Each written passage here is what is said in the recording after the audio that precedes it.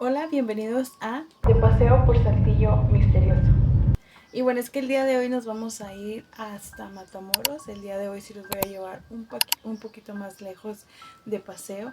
Y bueno, ¿alguna vez escuchaste hablar sobre una leyenda que se decía sobre el vampiro de Coahuila?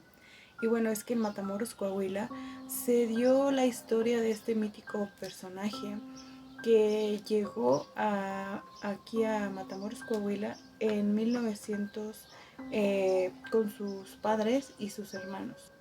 Y bueno, es que en Matamoros, Coahuila se dio la leyenda o la historia de un mítico personaje llamado el vampiro de Coahuila.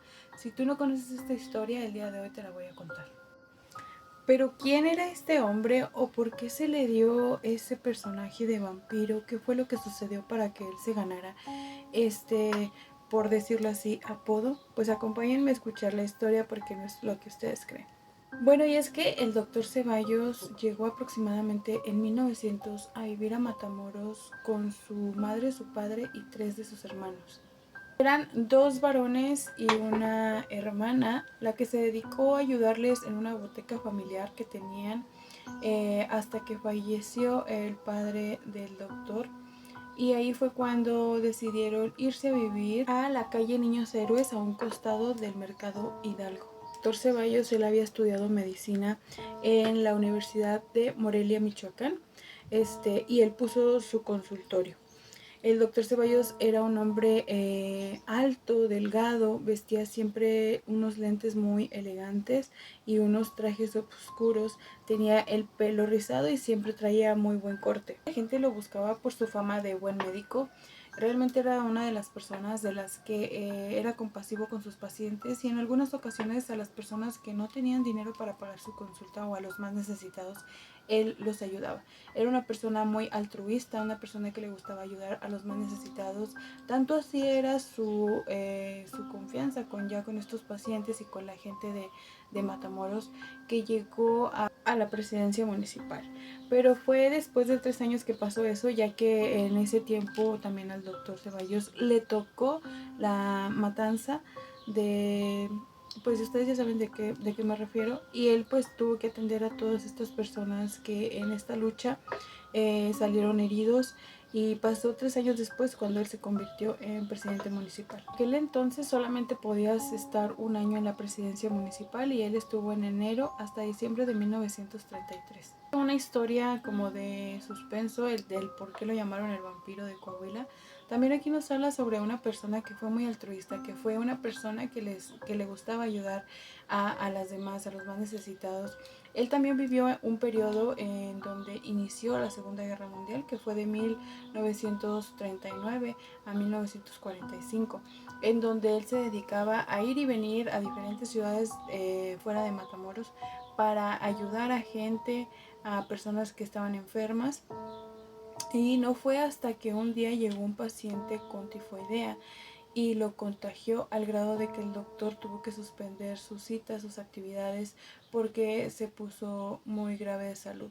Al doctor lo internaron en una clínica de Torreón y él falleció lamentablemente el 1 de mayo de 1946. Pero como es bien sabido que el doctor Ceballos era muy querido entre los pobladores, se dice que el día de su fallecimiento pues mucha gente iba detrás de esa carroza negra donde ya yacía el cuerpo del doctor tan querido. Y bueno, es que aquí empieza algo, se podría decir, milagroso. Y es que se dice que una mujer llamada Ernestina en aquel entonces no encontraba trabajo y un día yendo en un camión decidió bajarse 3 cuadras antes de la llegada a su casa, y ella pidió con mucha fe que encontrara algún trabajo porque pues le hacía mucha falta. A lo que volteó y en eso sale la hermana del doctor Ceballos y le ofrece trabajo, y desde entonces ella seguía ahí trabajando de cajera. También cuenta la misma señora que ella en un sueño soñó que su hermana estaba muy muy grave, y que el doctor Ceballos se le hacía presente en este sueño y le decía qué medicamento tenía que administrarle para que su hermana se recuperara al 100%. Al día siguiente ella recibe una noticia que su hermana está muy grave y ella de inmediato recuerda el medicamento que el doctor le dijo en su sueño, va a la botica donde trabajaba con la hermana del doctor Ceballos y encuentran en un cajón abandonado la medicina o el medicamento que el doctor les había recomendado para que su hermana estuviera bien de salud. Milagrosamente este medicamento que le administraron le dio la salud a su hermana y de ahí empezaron a llevar a la tumba de este médico veladoras y flores con la ilusión de que les concediera algún milagro. Y muchas personas de este lugar de Matamoros donde yacía ya el cuerpo del doctor decían que a muchos sí les había concedido el milagro. Pero aquí es donde vamos a hablar sobre lo más perturbador y de lo que él le pidió a una persona antes de fallecer.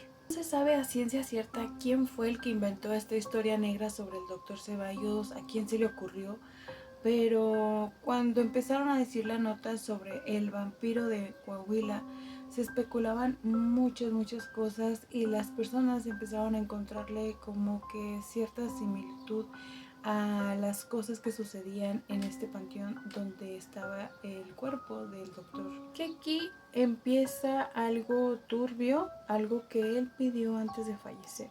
Y se lo pidió a una de las tantas enfermeras que lo cuidaba cuando él estaba muy grave en esta clínica de Torreón.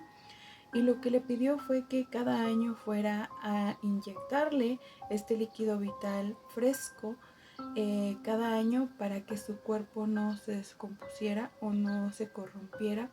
Y pues esta enfermera lo hizo, le ayudó, lo hizo año tras año hasta que ella también pues falleció. Bueno, cuando fallece esta enfermera, que era la única que iba y le inyectaba este líquido vital, tiempo después llegaron a notar los ciudadanos de Matamoros, los que vivían cerca de este panteón, que muchos animalitos como perros y gatos estaban fallecidos en la calle o a un lado del mausoleo de este doctor sin este líquido vital. A lo que muchos empezaron a creer que había algo maligno o que simplemente el doctor, como era lo que había pedido y ya nadie había ido a inyectarle este líquido vital, pues él empezó a salir de su mausoleo, de su tumba, para él tomar este líquido fresco, y así fue como empezó la leyenda del vampiro de Coahuila. Y bueno, es que todo esto que pasó, que empezaron a especular, que hicieron esta historia tan enredada del doctor Ceballos, hizo que los mismos habitantes de este lugar fueran y irrumpieran el lugar del descanso del doctor Ceballos, tanto así que fueron a quebrar ventanas, a robarse puertas, pedacitos de mármol se los empezaron a quitar. Lo que pues pasó después es que la familia decidió exhumar el cuerpo y llevárselo a la Ciudad de México, porque el lugar en donde él descansaba ya estaba muy arruinado por la misma gente que iba y creía estas historias. Antes de que fuera exhumado el cuerpo del doctor Ceballos, que fue más o menos en el 2018, se lo llevó su familia para allá, para la Ciudad de México, se decían ya después muchos relatos escalofriantes sobre el mausoleo del doctor Ceballos.